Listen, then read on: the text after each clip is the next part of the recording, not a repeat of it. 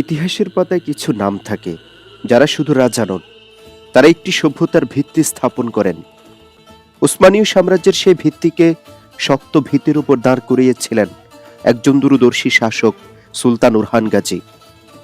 সুলতান উরহান গাজী জন্মগ্রহণ করেন 1281 খ্রিস্টাব্দে। তিনি ছিলেন উসমানীয় রাষ্ট্রের প্রতিষ্ঠাতা উসমান গাজীর পুত্র।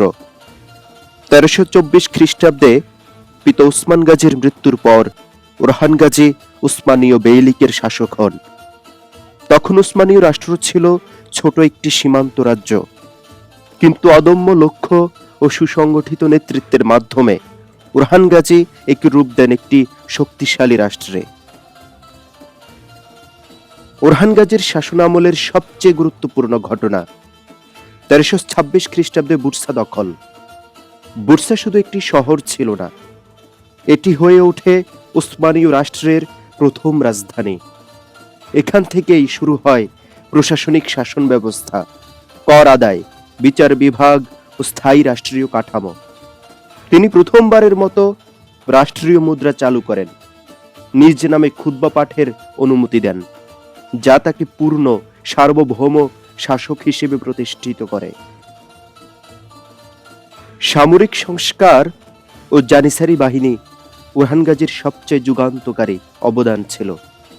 নিয়মিত সেনাবাহিনী গঠন, তিনি প্রতিষ্ঠা করেন ইয়া পদাতিক ও মুসাল্লেম অশ্বারোহী বাহিনী, যা পরবর্তীতে বিখ্যাত জানিসারি বাহিনীর ভিত্তি তৈরি করে। এই বাহিনী ছিল শৃঙ্খলাবদ্ধ, বেতনভুক্ত ও সরাসরি রাষ্ট্র নিয়ন্ত্রিত, যা মধ্যযুগে ছিল একেবারেই নতুন ধারণা। উরহান গাজীর শাসনকালেই উসমানীয়দের চোখ পড়ে ইউরোপের দিকে। 1352 খ্রিস্টাব্দে বাইজেন্টাইন গৃহযুদ্ধে সহায়তার অজুহাতে উসমানীয় বাহিনী ইউরোপে প্রবেশ করে। এরপর 1354 খ্রিস্টাব্দে গালিপলি দখল, যা ছিল ইউরোপে উসমানীয়দের প্রথম স্থায়ী ঘাঁটি। এই একটি পদক্ষেপই ভবিষ্যতে বলকান, কনস্টান্টিনোপল ও ইউরোপে শতাব্দীব্যাপী উসমানীয় আধিপত্যের পথ খুলে দেয়। উরহান গাজী শুধু যোদ্ধা নন, তিনি ছিলেন দক্ষ প্রশাসক।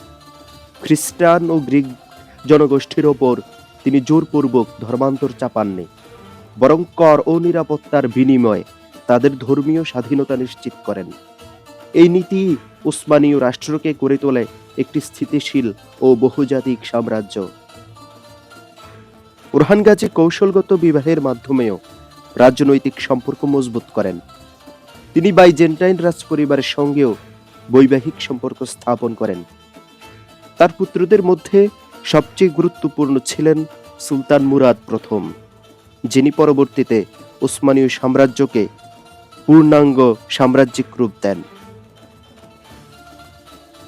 1362 খ্রিস্টাব্দে সুলতান উরহান গাজী মৃত্যুবরণ করেন। তাকে বুরসায় তার পিতা উসমান গাজীর পাশেই সমাহিত করা হয়। তিনি হয়তো কনস্টান্টিনোপল দখল করেননি, কিন্তু যে ভিত্তি তিনি নির্মাণ করেছিলেন তার ওপর দাঁড়িয়েই মেহমেদ ফাতেহ ইতিহাস গড়েছিলেন। উসমানীয় সাম্রাজ্যের ইতিহাসে যদি উসমান গাজী হন স্বপ্নদ্রষ্টা, তো উরহান গাজী ছিলেন সেই স্বপ্নের স্থপতি। একটি সীমান্ত রাজ্যকে রাষ্ট্রের রূপ দেওয়ার যে কাজ, তা ইতিহাসে খুব কম শাসকই করে দেখাতে পেরেছেন।